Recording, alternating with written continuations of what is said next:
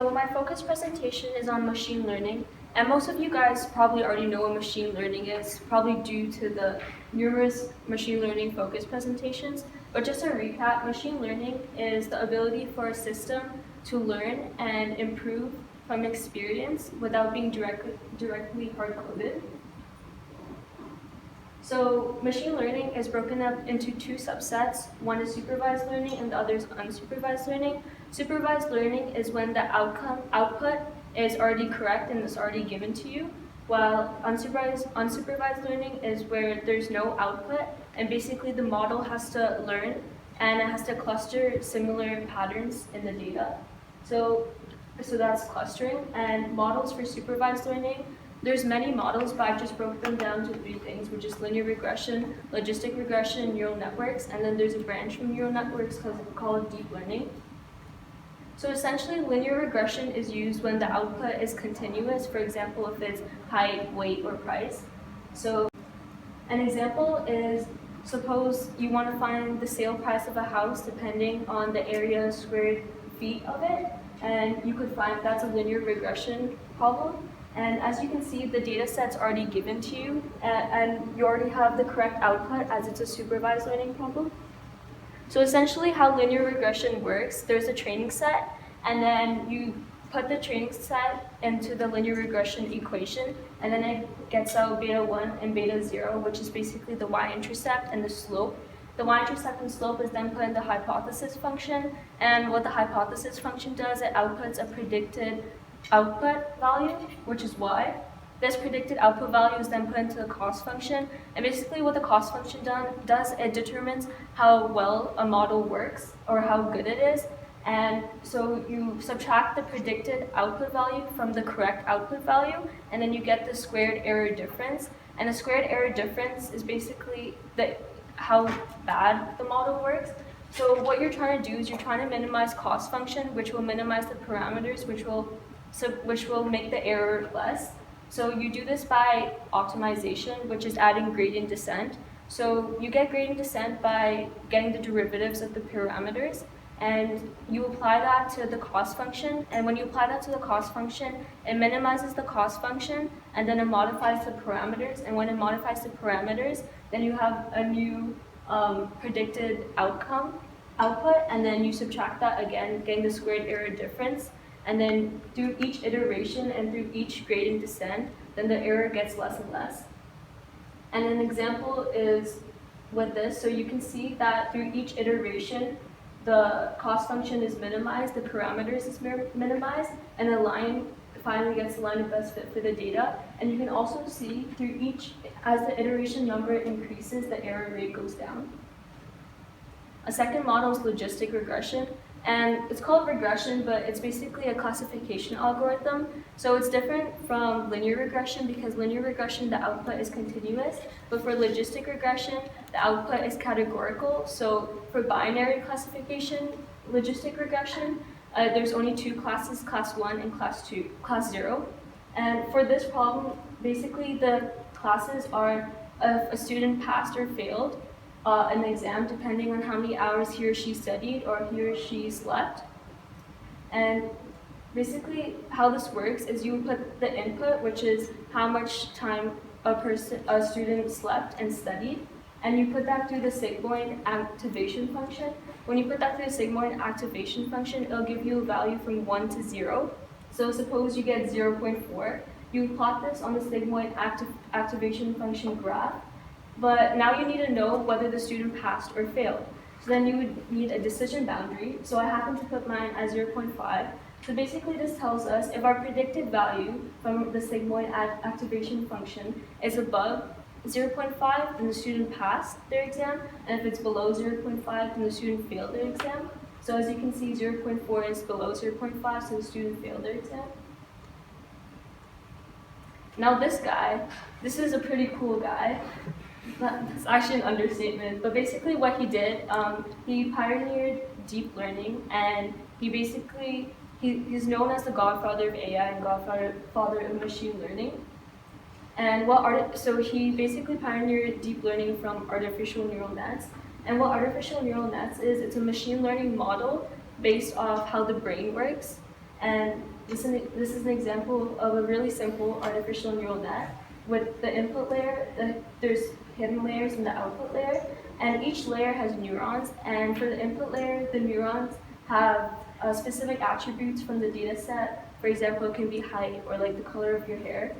And then this attribute is passed on to the synapses, which is the arrow, and passed on to the neuron in the hidden layer. And each neuron in the hidden layer has all the synapses from all the neurons in the input layer, and then this input is passed on through each layer until it gets to the output layer, which is then the output predicted values there. But obviously it's not as easy as this.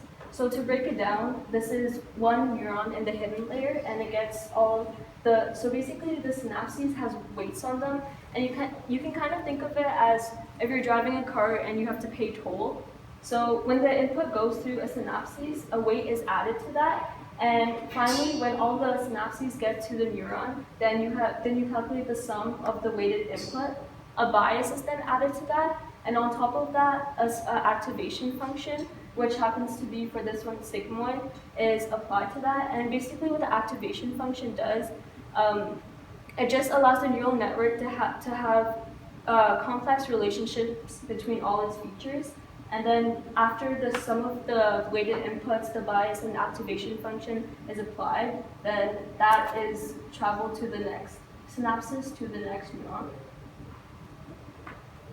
So to understand the intuition about how a neural network works, basically you feed forward all the inputs with all the weights, the activation function, and the bias to get to the output layer. And obviously, it's not going to be the right value. The predicted output layer for the first time is obviously not going to be the right value.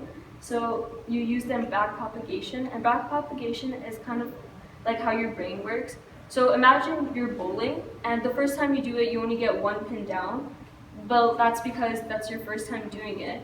And then your brain learns that, oh, I should try a different way to throw the bowling ball so that I can get more pins down. And that's essentially how backpropagation works, as it backpedals from the neural network, and it applies gradient descent on top of each weight on each synapses, and it modifies that. Then it feed forwards again, and then you get the predicted value. You compare that with the correct output layer value, and then you just do that in a circle. So basically what I did, I took an API from Microsoft Azure, and that API basically detects faces, the number of faces in a picture. So then I added a facial attribute that basically puts a rectangle around the face and tells you the gender and the age of the person. So this is a very simple application of like facial recognition for artificial neural nets. But machine learning and artificial neural nets actually has a lot of potential, and it can be applied to things such as health. So research has shown that actually machine learning is more accurate and it's more efficient when when diagnosing cancer or breast cancer in a patient. And this is because normally a doctor, there's lots of data sets and that they have to parse and they have to skim through. And sometimes they might not diagnose the right thing, or they might miss a crucial piece of information, which then alters their diagnosis. But what a machine learning algorithm does, it gets the cell patterns of each layer, and then it'll perform a correct diagnosis, which eventually is better than a doctor's, which leads to genomics. So a genome, as you guys probably know, is all the genes in an organism. And what machine learning applies to genomics is with genetic sequencing. So the machine basically can parse through all the data from a person's genome, and it can actually predict if that person is susceptible or likely to get cancer or heart disease or something like that even before they actually get it, which is huge because a person can actually find out if they're likely to get cancer or not, and they can take steps into preventing that outcome. Also, people are trying to implement machine learning in pharmacogenomics, and they're trying to implement it in personalized medicine. And this can happen because machine learning can basically, For example, suppose someone just got an organ transplant and they need to get medicine to make sure that the organ doesn't reject their body. Basically, with machine learning genomics, each person can have personalized medicine depending on his and her capability, and it can just result in more accurate features in having the organ or anything just stay in the body. Machine learning can also apply to BMIs. So basically, brain-machine interfaces is when signals from the brain is able to control a machine. So in this example, a prosthetic hand. So how it does this is that the BMI monitors the user's brain signals, and then it gets specific data from that, and then it tries to understand the intention of the user, and then it translates that into the action for what the machine does. So for example, this lady, her intention was to pick up the water bottle with the prosthetic hand, and through the signals from her brain, which translated into her intention, which then translated into the action, she was able to do this. However, BMIs rely on being capable of distinguishing the signals from the brain to the actual intention that the user wants. And this is a complicated process, as then the user has to moderate their brain signals to get so the intention is understood and the machine can actually act upon that. But with machine learning, machine learning categorizes the signals from the brain, and as it does so, it specifically makes and distinguishes intentions based off the categorizing of the signals of the brain. So it just performs the BMI more efficiently. And obviously, there's driverless cars. This is just improving your quality of life, and driverless cars use machine learning to detect objects around it, identify what the objects are, where their location is, and how they're moving, so it's able to drive. So some key takeaways is that machine learning is basically applied everywhere and is applicable anywhere. It's in quantum computing, it can be in blockchain, it's in BMIs, it's in genomics. It's when you turn on Netflix and you see the recommended TV shows or movies for you. It's basically everywhere. And the point is that it's crucial to understand machine learning because since it's applied everywhere to us, it's extremely crucial that we understand what's happening and how this process works. It's also crucial to understand machine learning because there's infinite number of opportunities in machine learning, because artificial intelligence and machine learning has sort of already reached this inflection point. But the point is, that's good because there's so many opportunities, because there's so much technology out there and so many resources that is accessible to us and that we can build on top of technology. So it doesn't mean that, someone already created an image classifier, I guess that's taken. You can actually build on top of that more, and that just increases the technology and increases our quality of life and making everything more efficient. Like 5 days ago, MIT released this thing where there was a chip, and basically the chip is 95% more, to 95 less, it uses 95% less energy, and also 3 to 7 times faster than neural nets on a computer. And this is amazing because you can actually practically apply the neural network on your phone, and you can develop a neural network on your phone, which just goes to show how accessible this technology is and how you can basically implement it.